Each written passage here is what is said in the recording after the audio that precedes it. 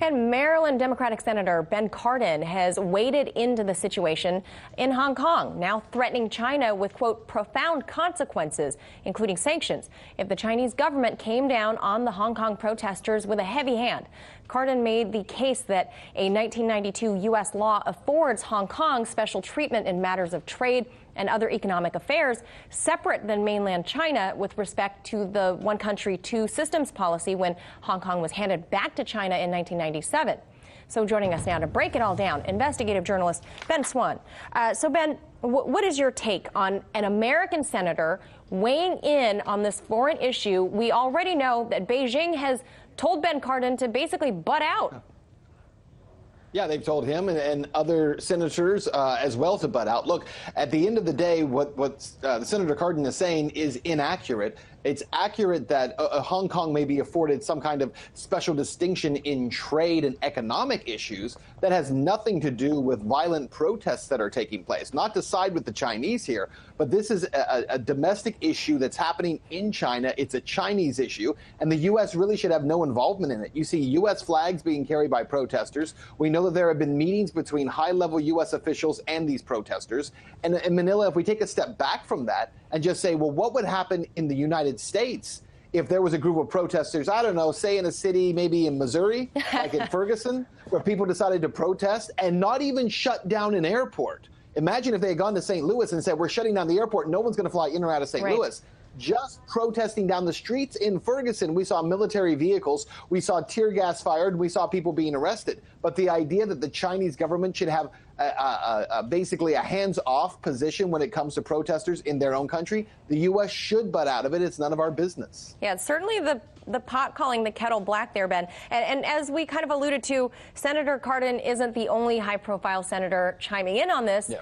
Florida Republican Senator Marco Rubio, this is bipartisan, obviously, he's been tweeting about it all week, saying actions of the Chinese government against Hong Kong, a cautionary lesson for anyone thinking about any deal with them. They signed a treaty promising autonomy and democracy for Hong Kong.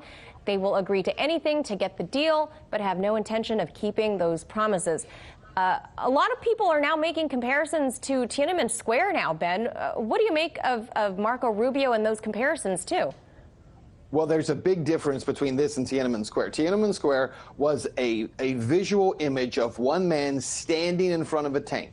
He was not engaged in violence. He was not setting things on fire. He was not throwing Molotov cocktails and bombs at police officers. He was simply standing in the way of that military vehicle. It was a powerful image. That is not what's happening in Hong Kong right now. There's a fascinating article that was in the Australian today in Australia, and essentially said that no Western nation would ever tolerate what's happening in Hong Kong right now. Yeah. It would never tolerate protesters throwing bombs or weapons at police officers. That would never happen in this country and be allowed to happen. It would not be allowed to happen to shut down an international airport. It would not take place. And you're telling me that if that happened here in the U.S., there would not be a heavy-handed response, that protesters would not be zip-tied, beaten, and dragged away? It would happen here. So there is an enormous double standard when U.S. politicians start standing up and pointing fingers and saying, you better not do anything about these protesters because it demonstrates that you guys are an oppressive regime, because every other country would do it too. Yeah, I can't help but laugh because, I mean, you and I have worked together for a very long time. We've both covered Ferguson. We've covered the riots in Baltimore, and we have seen the heavy militarization of not only police, but the deployment of the National Guard for a lot less than what we're seeing in Hong Kong. And those people, in many cases, are not involved in any act of violence. There are protesters who get beaten and arrested in this country just for marching or for standing on the streets because they don't have a permit to do so, let alone all the other actions that are taking place. Right. And lastly, Ben, kind of a weird twist to all this. We already mentioned, that Hong Kong was given back to China by the British, in 1997. British MP is also tweeting, because that's what all diplomats and officials do now. They tweet out their policy. They tweet it. He's saying that the British should give Hong Kong residents special British passports.